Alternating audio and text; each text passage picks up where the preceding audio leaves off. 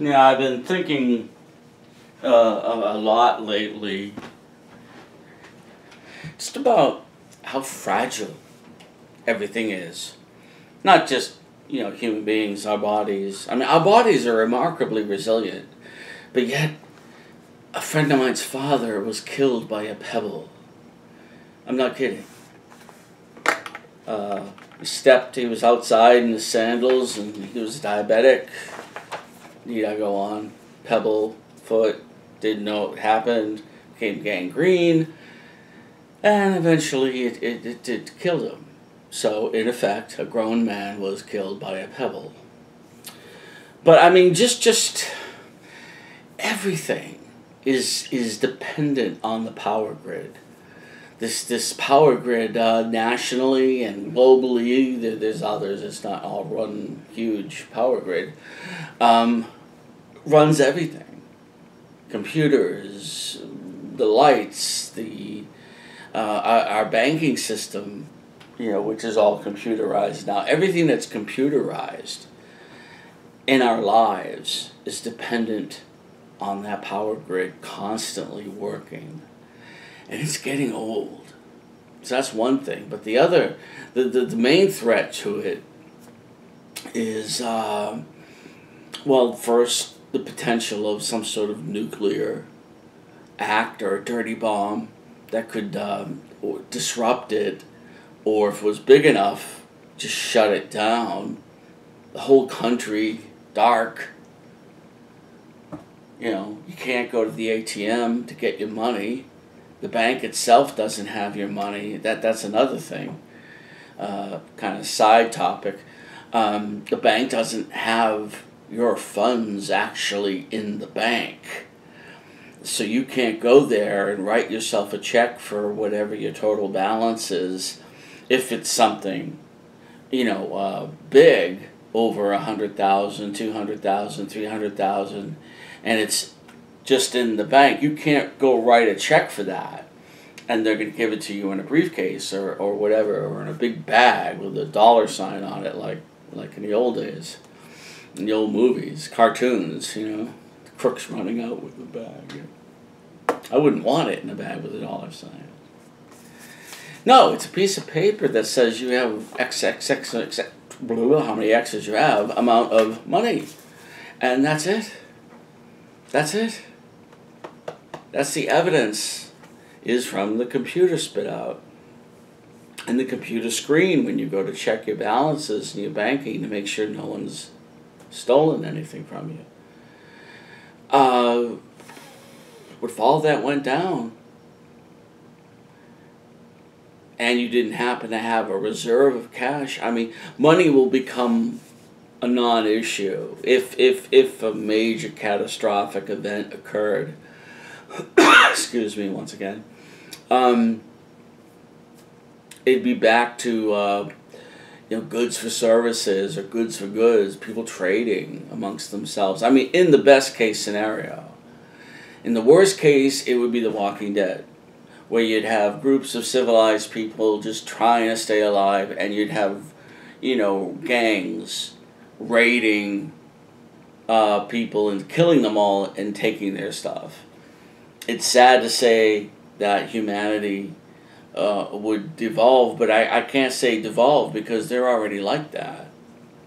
What really prompted all this was the thought that everything I've done in the last 10 years, putting my music online, and then now since 2015 publishing the poetry, with the new book coming out in a couple weeks, that'll be my 4th.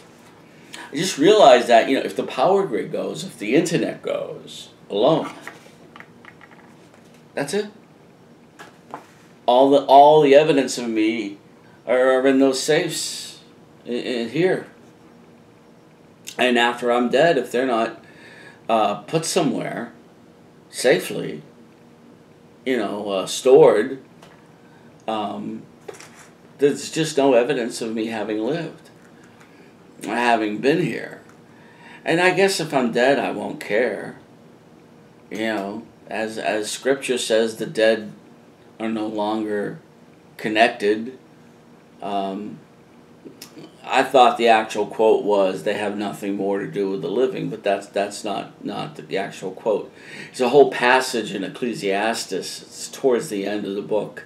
No one gets that far, I guess, and it just says how once you're dead, you're gone. That's it. You know, everything you wanted or built or did, it's just gone with you, for the most part. I mean, even people, you think about the fame of the pyramids, and like, well, whoever built them, but who built them? We don't have names, really, other than one, Imhotep, who was apparently the great architect at one point.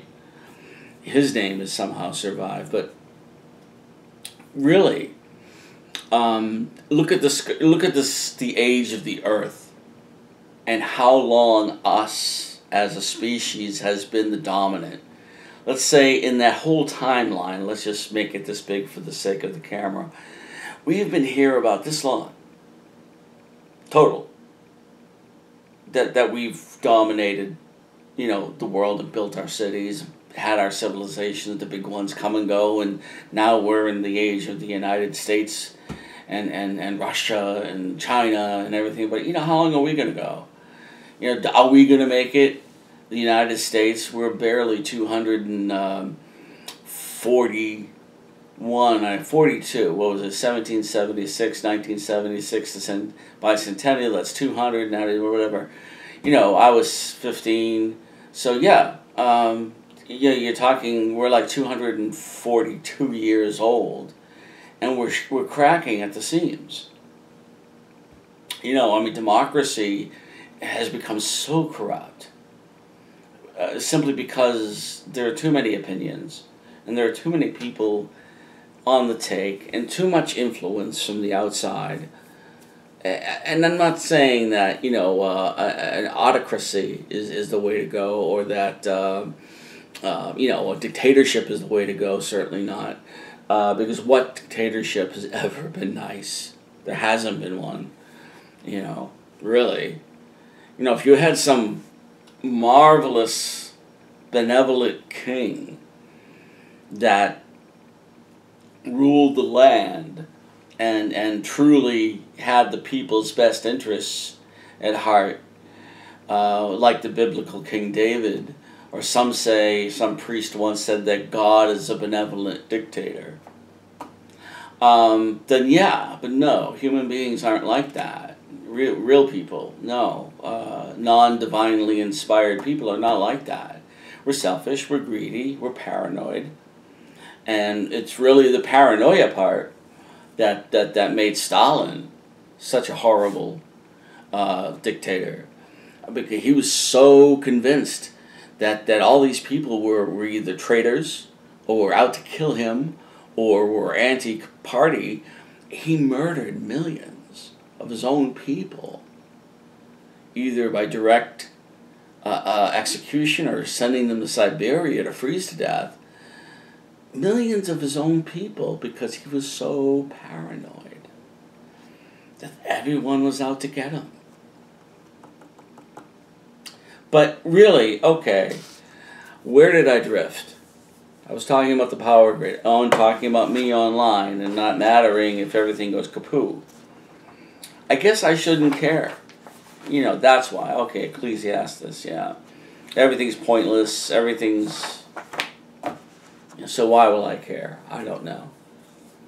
I need to get a lawyer down here, because my will is no good.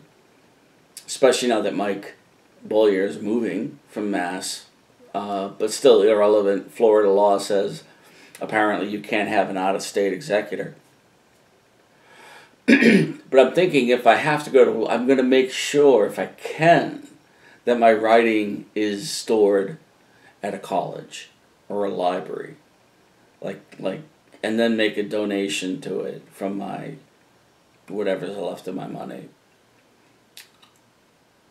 And I think, this camera really screwed me the other day. So it's probably running out of time. Oh, speaking of getting screwed, Bookbaby really exceeded all expectations by completely messing up the formatting of Sand and Ashes. I had to fight and fight and fight with them to get them to do it right. You know, and I had people telling me it couldn't be done, and other people saying, oh, of course it can. And I said, well, somebody just fix the book, you know, before I approve the proofs. It has to be the way I set it up. Now I understand the whole idea that this is not how ebooks look, you know, and they different formatting and different apps. But if I did not put a page break in between certain poems, meaning for them to be one after the other, well, then that's how it should be. Anyway, see you next month.